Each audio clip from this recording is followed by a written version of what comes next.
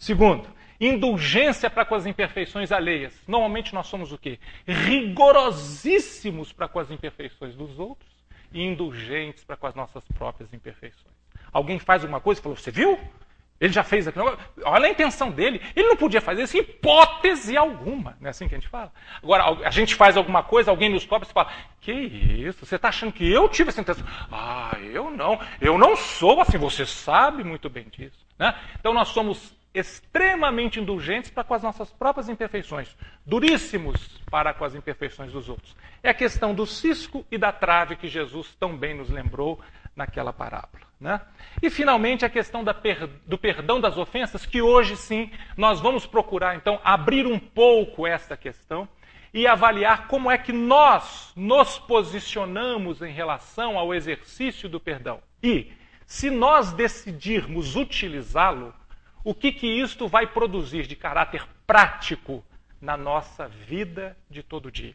Será que nossa vida melhora ou piora? Ou fica a mesma coisa? Ou perdão é só para traduzir uma bondade? É alguma coisa que eu me sacrifico muito para só colher lá no futuro longínquo? Será que seria isso? Então é isto que nós gostaríamos de analisar. Veja, como essas três facetas da caridade são extremamente importantes, hoje nós vamos eleger uma para procurarmos avançar um pouquinho, para poder entender um pouco mais o que é efetivamente este perdão e como é que nós podemos e devemos exercitá-lo na nossa vida cotidiana. Né? Então vamos começar com algumas referências históricas. Nós vamos voar aí para 2000 anos antes de Cristo. Na Babilônia, lá entre rios Tigre e Eufrates, essa região tão conturbada hoje do Iraque, né? Naquela região, houve um rei que estabeleceu um código, Hammurabi, e este código é talvez um dos primeiros códigos escritos que se tem registro na história da humanidade. E por ser assim, esse código traduzia um grande avanço para a humanidade. Este código, ele tem uma lógica. Nós vamos ver que às vezes essa lógica é cruel, mas tem uma lógica. Ele procura estabelecer e regulamentar a justiça entre nós, na nossa vida humana. Vamos pensar, 2000 anos antes de Cristo, 4000 anos antes de nós. Mas para aquela época já era um grande avanço.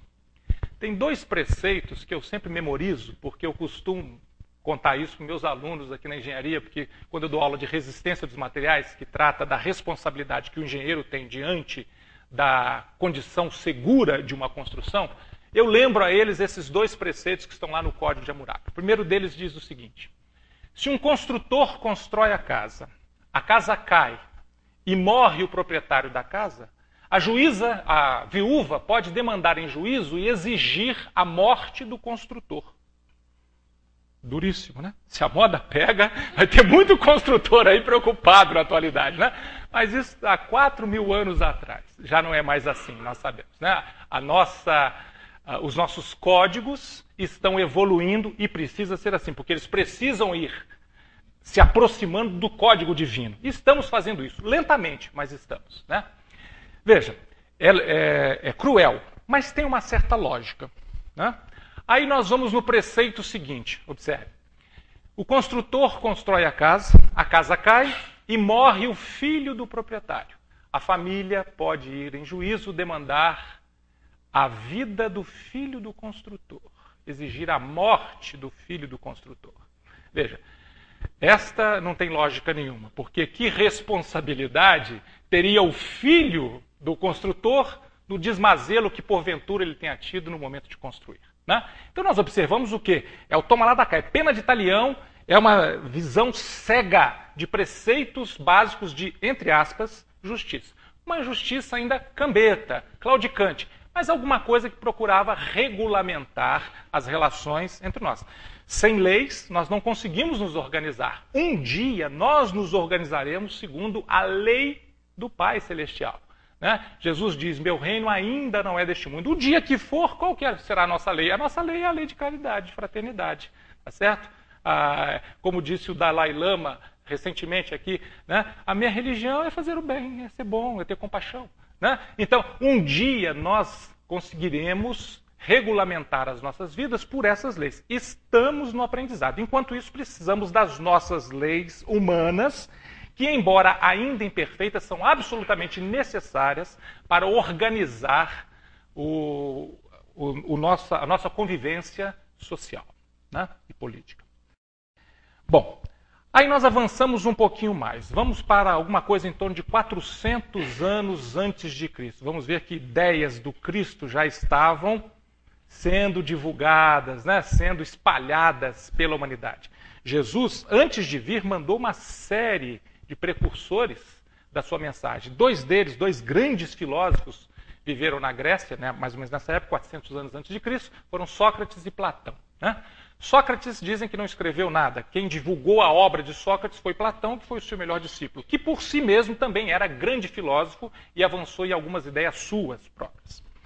Mas nós vamos pegar lá, aqueles que gostarem um pouquinho de filosofia, podem pegar lá no início do Evangelho segundo o Espiritismo, onde Kardec retira alguns trechos dos ensinamentos de Sócrates e Platão, e tem um deles que trata exatamente deste assunto. Então, a referência feita lá é a seguinte: não é preciso jamais retribuir injustiça por injustiça, nem fazer o mal a ninguém, qualquer mal se tenha nos feito. Então veja a visão maravilhosa, puramente cristã, né, de que uma vez ofendidos nós não temos que ofender. Não há necessidade, nós não ganhamos absolutamente nada com isso. Ou seja, o que eles estavam antecipando para nós, aquilo que Jesus iria me mostrar, que não faz sentido a lei de pena de talião. Morreu o proprietário da casa, não precisa matar o construtor, né? Não é assim que as coisas se resolvem, né? Então, esta visão é uma visão muito profunda. Mas vejam, Sócrates e Platão, profundos conhecedores do coração humano, depois de terem colocado esse conceito, eles complementam. Poucas pessoas, entretanto, admitirão este princípio. É verdade, né? Veja, se hoje, 2.400 anos depois, nós ainda temos dificuldade em admitir esse princípio, vamos pensar lá naquela época, 400 anos antes de Cristo. Realmente, com muito mais dificuldade, nós, encarnados naquele momento, encararíamos este conceito. Mas nós precisamos dele, é isso que nós gostaríamos de mostrar ao longo da nossa conversa vespertina hoje.